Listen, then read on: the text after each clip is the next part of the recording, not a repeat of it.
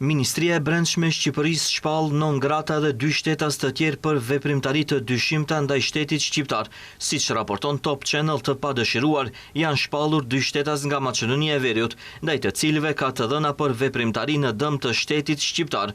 Vendimi është marrë pas propozimit të njësisë antiterror në Policinë e Shtetit, ndërsa është dhënë konfirmim nga Ministria e Brendshme, e cila ka shpallur non grata Valon Belën dhe Bekir Halimin.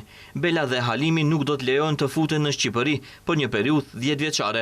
Ndërkohë, mosohet se për Valon Belën autoritetet shqiptar kanë lëshuar edhe urdhër dëbimi.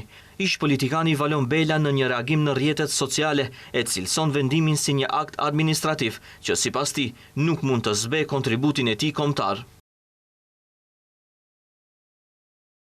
Një vendim administrativ nuk mund të shpall non grata historinë, sakrificën dhe kontributin e një shqiptari.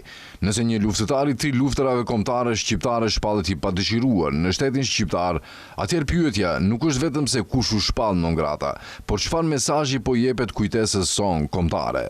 Në reagimin e tij, Bela kritikon ashpër qeverinë shqiptare, duke deklaruar se asnjë qeveri nuk është mbi kombin dhe se mandatet politike janë të përkohshme, ndërsa historia mbetet. Bela lidh vendimin ndaj tij me qëndrimet e qeverisë shqiptare ndaj Kosovës dhe Serbisë. Motivacionin për të cilin Bela dhe Halimi janë shpallur non grata kanë të bëjë me vepra ose propagandë kundër sovranitetit të Republikës së Shqipërisë, sigurisë kombëtare, rendit kushtetues dhe rendit dhe sigurisë publike. Po ashtu, në motivacion përmenden edhe dyshime për antarësim në organizata terroriste, si dhe për krahje ose kryerje të veprimtarisë anarkiste kundër shtetit ligjor.